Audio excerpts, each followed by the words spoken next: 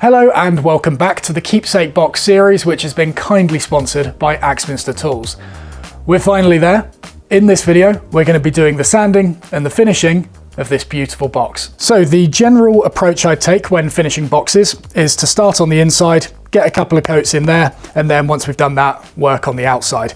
Fortunately, with the inside, we've already got a pre-finished layer in here. It just needs a little bit of cleaning up because it got a little bit scuffed. And of course, we've got this maple interior lining. But with this, I think this will only need one coat, if I'm completely honest. It's mostly the outside of the box that I want to get a couple of layers on just for that extra layer of protection and to add as much clarity to this beautiful wood as possible. Now when sanding, I've got a couple of different blocks for this. The first one is a cork-faced one and the other one is just a block of wood. The important difference between these is not how they look aesthetically, but it's the sponginess of the surface that you wrap the sandpaper around.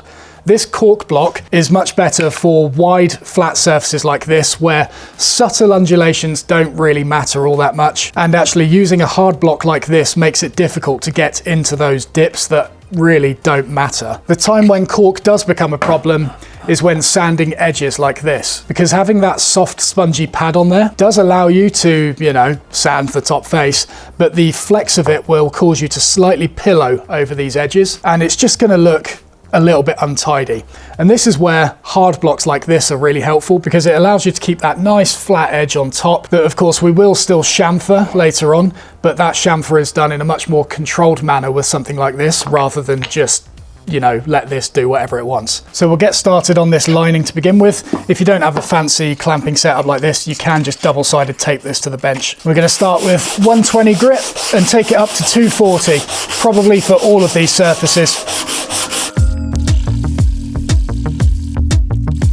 Okay, and I know that this top area is going to be sitting above the top of the box as well, so I might as well just hit this a little bit. Not got to worry about it too much though, because all of this bit will be hidden.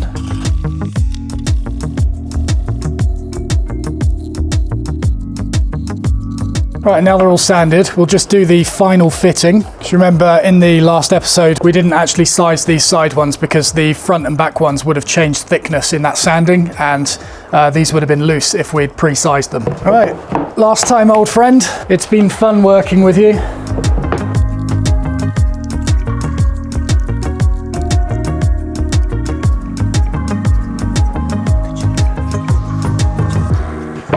So we'll chamfer and soften these top edges after it's been glued in. The only bit I'm pre-finishing at the moment is these internal faces, because I don't want to accidentally get finish on the felt at the bottom. So I'll take these out, and I've labelled which side they go on, and then get them all pre-finished.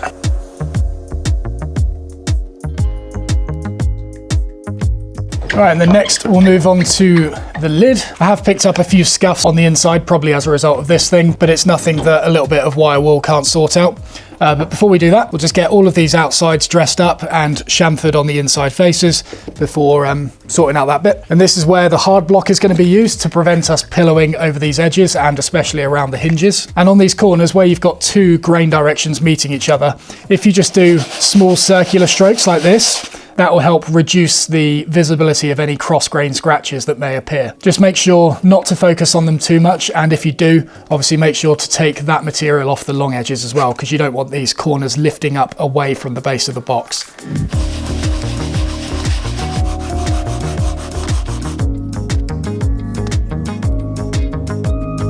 Okay, so now we'll just go around and soften some of these edges, and I'm just doing this with the 240 grit, and you just basically do it till when you feel it looks right. You really don't need that much of a chamfer to take the edge off though.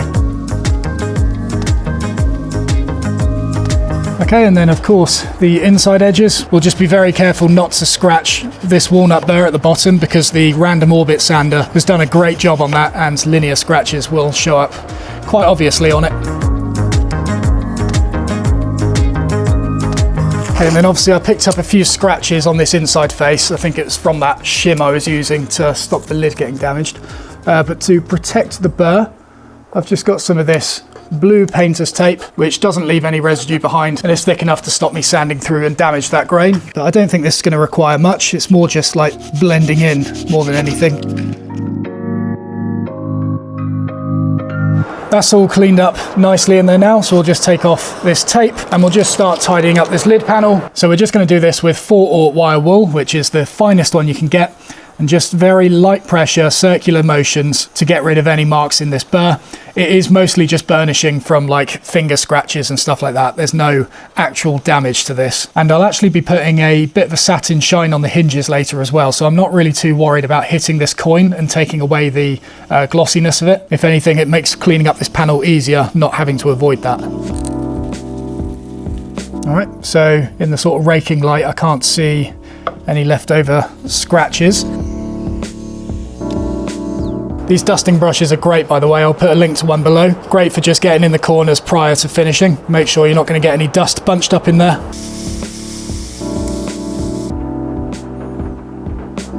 So we'll get a layer on that now. So yeah, it's just the inside faces for the time being, including this top edge, because it is technically an inside face. And the finish I'm using here is just Osmo hard wax oil. I'm not necessarily tied to this finish. I've got loads of it, so I'm getting through it. But I am experimenting with other options at the moment and finding that perhaps my opinion on Osmo might be a little bit outdated. So stay tuned to find out the verdict on that in the long term. But for now, I've got 5 litres of the stuff to get through, so we're sticking with it. Okay, and then before sticking the lining in, might as well just start sanding and also pre-finishing this top edge, because it's going to be difficult to do so when that lip is sticking proud.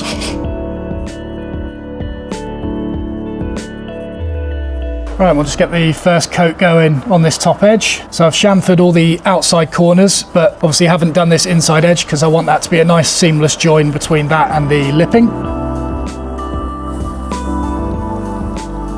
Right, and then we'll just get the felt in next. So I'm going to use double-sided tape for this again. And I haven't got to be too worried about getting it all the way to the edges because the lipping is basically going to act as a clamp for this.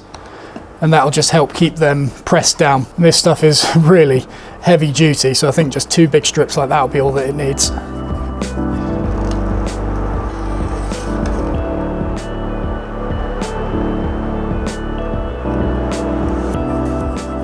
We'll give it a bit of a vacuum later of dust and all that. The main thing I want to avoid on it is getting any sticky finish. Right, and then as for this lining, I've got some PVA glue here, and I'm just going to foam brush a very thin layer along all of these inside walls, because obviously we don't want any squeeze out coming from the top and showing on this top face, and of course on the bottom.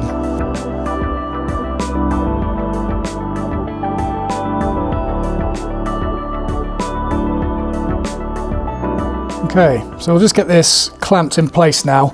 Obviously there's sponginess to this because of the felt underneath, but we haven't got to worry too much about getting it perfectly flush on this top, because we can always sand that to be flush after assembly. The excess dust won't affect the pre-finish around the edge, and we can always vacuum it out from the felt inside. This is probably a bit overkill, but I'll just load this all up with clamps now. And although these jaws are very unlikely to damage this maple, I'm not going to absolutely wrench them round. I'm just going to do it enough to close that small gap on the top.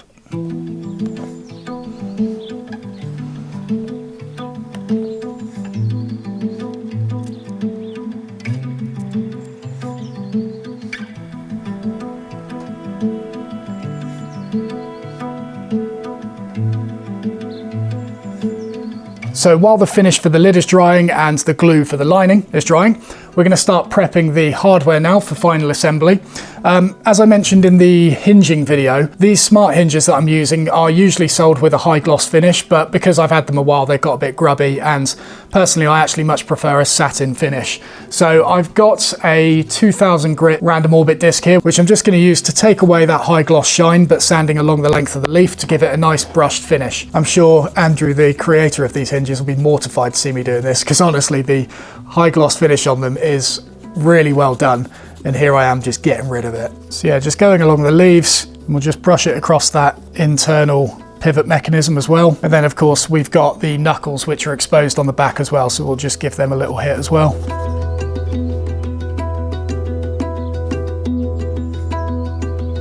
And next and finally, the screws. So I've just got a bit of wet and dry here. Pick the, what is it, eight best looking ones. And then we'll just carefully sand the heads on these in the direction of that slot, and then take them up to the same shine as the hinges.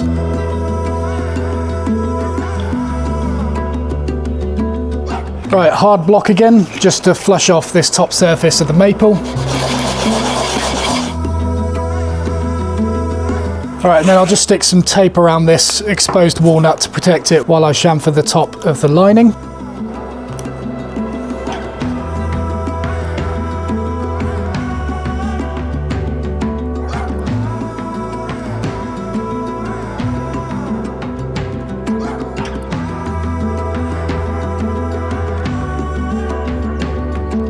So it's looking good, and the purpose of that lining is not just aesthetic, but also it's functional. If I drop the lid, it stops the lid from slamming because it creates like an air pocket thing, I guess. So you got to give it some welly in order to give it a slam, but it's very satisfying. But anyway, we're going to do the outside now, get that all sanded, get it finished, and then we're done. So you'll remember that most of this has already been sanded to 120 or 180, I can't quite remember, but we're gonna go over it again with 180 because there's no real heavy damage on the sides. It's just a bit of burnishing and shininess in places. So we'll do 180, 240, and we'll do that with a random orbit sander and also hand sanding in the areas we can't quite access. And to be honest, because this plywood on the base is pre-finished, I can actually go ahead and sand the walnut on the bottom as well and then just prop it up on something to give that air while it dries. And we can basically get a coat of finish over this whole thing.